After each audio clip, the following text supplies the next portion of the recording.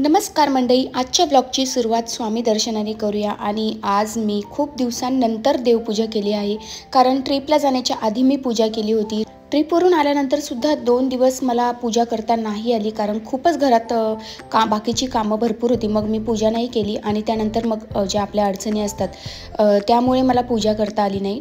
तर आज फायनली मी देवांची एकदम व्यवस्थित शांतपणे पूजा केली आहे, कारण मला पूर्ण देव्हारा साफ करावा लागला। बरेच दिवसांचा गॅप झाला होता, त्यामुळे देवही काळे झाले होते, मूर्त्या काळ्या पडल्या होत्या आणि त्या व्यवस्थित क्लीन करून बराच वेळ घेऊन मी शांतपणे देवपूजा केली। आमच्या मागच्या अंगणातील झाडांना इतकी सुंदर फुलं आली होती की त्या फुलांनीच माझं जे देवघर आहे ते एकदम व्यवस्थित भरून गेलं आणि सर्व देवांना छान फुलंसुद्धा वाहता आली। अशा प्रकारे माझी छान अशी देवपूजा झाली। म्हटलं थोडंसं शूट करून तुम्हाला ब्लॉगमध्ये दाखवावं, कारण मला आजपासून माझ्या सेवेलाही सुरुवात करायची होती। संध्याकाळी बत्तीच्या वेळेला मी स्वामींचं जे मंत्र वगैरे असतात ते यूट्यूबला लावून देते टीव्हीवर, आणि ते ऐकत ऐकत माझी संध्याकाळची दिवाबत्ती वगैरे सुरू असते। त्यानंतर मी आजपासून सेवेला सुरुवात करणार होती, तर त्या सेवेला मी बसले। सर्वात आधी मी माळ जपून घेतली व त्यानंतर मला जे स्वामी चरित्र सारामृताचं पठण आहे, रोजचे जे अध्याय असतात ते वाचायला सुरुवात करायची होती। नमस्कार, श्री स्वामी समर्थ। तुमचं सर्वांचं आजच्या नवीन व्हिडिओमध्ये खूप खूप खूप मनापासून स्वागत आहे।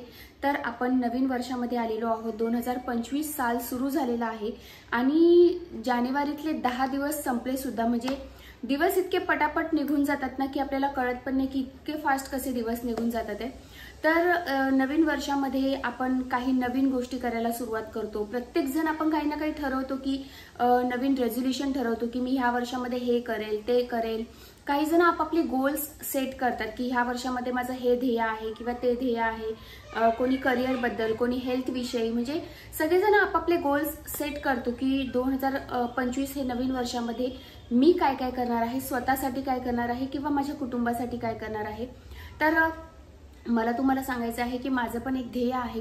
तर 2025 मध्ये मी काय ठरवलं आहे, तर 2025 मध्ये मी असं ठरवलं आहे की मी ह्या वर्षामध्ये अनहेल्दी फूड खाणार नाही, फक्त हेल्दी फूड खाणार आहे असं मी ठरवलं आहे। आणि थोडंसं लक्ष जास्त देणार आहे आपल्या तब्येतीकडे, कारण मी खूप जास्त काळजी घेत नव्हती माझ्या तब्येतीच्या आधी, पण ह्या वर्षामध्ये मी स्वतःची जास्त काळजी घेणार आहे आणि जास्तीत जास्त स्वतःवर लक्ष देणार आहे, म्हणजे स्वतःच्या तब्येतीकडे, खाण्यापिण्याकडे वगैरे। आणि एक्सरसाइज सुद्धा मी करणार आहे, योगा मी कंटिन्यू करणार आहे ह्या महिन्यापासून। अजून मी गोव्यावरून आल्यापासून अजूनही मी क्लासला जॉईन पुन्हा झालेली नाही आहे आमच्या योगा क्लासला। तर मी योगा क्लास पुन्हा जॉईन करणार आणि पुन्हा आपल्या हेल्थकडे, एक्सरसाइजकडे लक्ष देणार आहे। हे माझं ह्या वर्षातलं मेन एक गोल आहे, एक ध्येय आहे।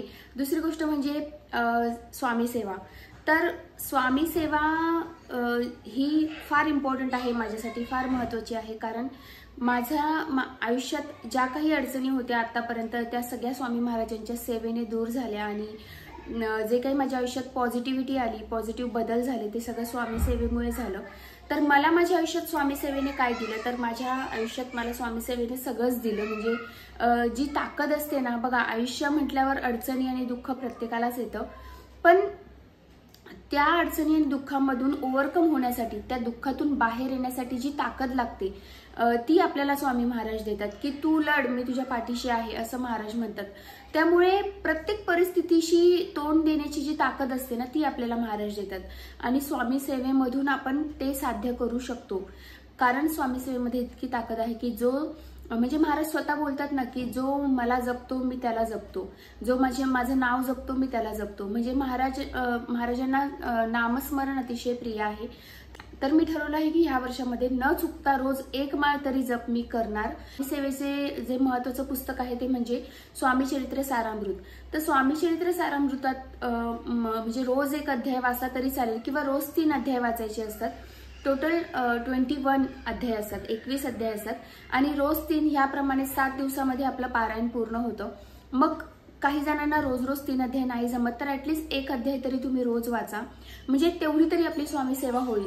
तर मी तर ठरवलं आहे की ह्या वर्षात सुद्धा मी न चुकता स्वामी सेवा करणार आहे आणि कसं असतं ना, आपण जेव्हा स्वामी सेवा करतो तेव्हा आपण खूप अशा अपेक्षा करतो की मी ही सेवा करते तर स्वामी महाराज मला ही मदत करतील किंवा त्या अडचणी दूर करतील. तर मला असं वाटतं की आपण जेव्हा सेवेला सुरुवात करतो ना, तेव्हा आपण एकदम निष्काम मनाने सेवेला सुरुवात करायला पाहिजे. मग स्वामींना जे योग्य वाटेल ते स्वामी आपल्याला देतातच.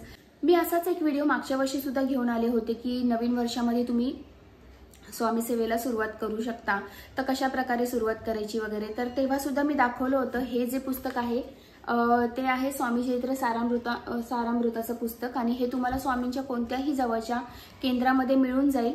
तर हे पुस्तक आणायचं आणि ह्या पुस्तकाची सेवा अशी आहे की रोज 3 अध्याय वाचायचे आणि जर नसतील जमत तर ॲटलिस्ट एक तरी अध्याय तुम्ही रोज वाचायला सुरुवात करा.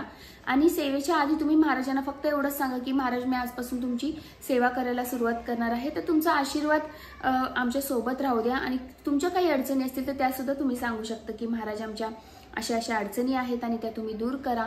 आणि महाराज नक्कीच मदत करतात. जर तुम्ही मनापासून महाराजांना हाक मारली तर महाराज नक्कीच मदत करतात. आणि हो, अजून एक गोष्ट महत्त्वाची मला सांगायची होती, ते म्हणजे स्वामी सेवा आणि मांसाहार. तर ह्या विषयावर खूप सारे व्हिडिओज तुम्ही बघितले असतील आणि यूट्यूबला पण खूप सारे व्हिडिओज आहेत या विषयावर.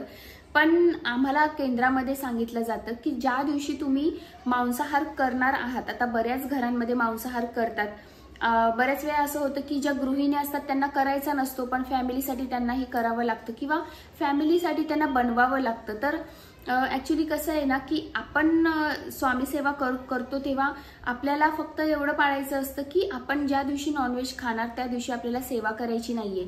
मग समजा तुम्ही रोज सकाळी 11 वाजता स्वामींचं पुस्तक वाचता आणि त्यानंतर तुम्ही नॉनव्हेज बनवून खाल्लं तर तसं सुद्धा नका करू. ज्या दिवशी तुम्हाला नॉनव्हेज खायचंय त्या दिवशी स्वामी सेवा करूच नका. आणि दुसऱ्या दिवशी मग तुम्ही केसांवरून अंघोळ करून मग तुम्ही स्वामी सेवा करू शकता.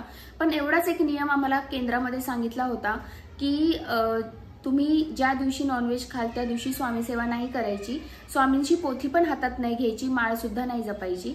त्याच्या दुसऱ्या दिवशी तुम्ही सेवा करू शकता पण डोक्यावरून अंघोळ केल्याशिवाय तुम्ही सेवा नाही करायची. तर ह्या 2 गोष्टी आहे.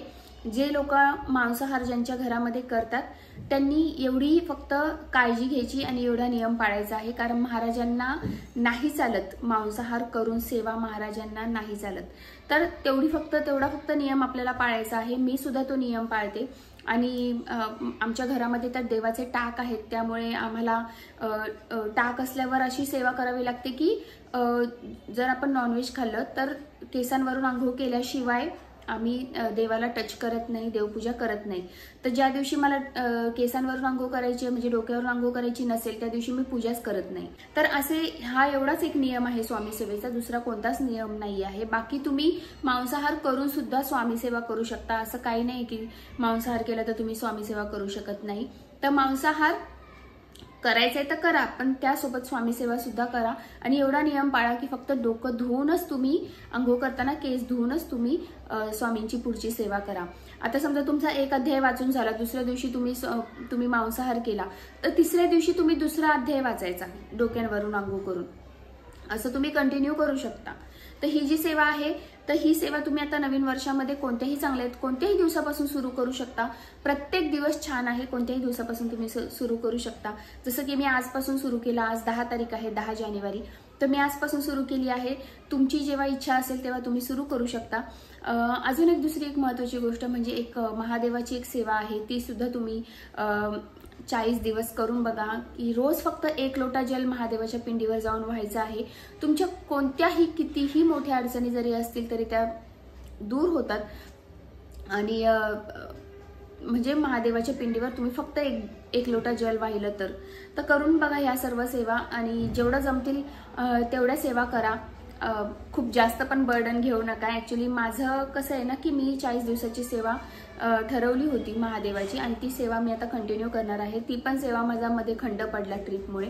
आता मी ती सेवा सुद्धा कंटिन्यू करणार आहे. तुम्ही सुद्धा ह्या नवीन वर्षामध्ये स्वामी सेवेला सुरुवात करा. स्वामी सेवा म्हणजे नक्की काय तर रोज 1 माळ जप स्वामींच्या नावाचा, श्री स्वामी समर्थ ह्या मंत्राचा रोज 1 माळ जप तरी करण्याचा प्रयत्न करा. आणि स्वामी चरित्र सारामृताचे रोज 3 अध्याय, जर तुम्हाला रोज 3 अध्याय नसतील जमत तर कमीत कमी 1 अध्याय तरी वाचायला सुरुवात करा. तर ही जी सेवा तुम्ही सुरुवात कराल तेव्हा तुम्हाला स्वतःलाच जाणवेल, तुम्हाला स्वतःलाच फरक कळेल की आपल्या आयुष्यात काय काय बदल होत आहेत. खूप जास्त पॉझिटिव्हिटी यायला सुरुवात होते आणि आपल्या ज्या अडचणी असतात त्या आपण स्वामींना सांगायच्या की स्वामी माझी ह्या अडचणी आहेत त्या तुम्ही दूर करा. आणि एकदा तुम्ही सेवेला सुरुवात केली की स्वामींवर सोडून द्यायचं की कसं स्वामी हे सर्व अडचणीतून तुम्हाला बाहेर काढतील हे स्वामींवर सोडून द्यायचं. आपण फक्त सेवा करण्याचं काम करायचं.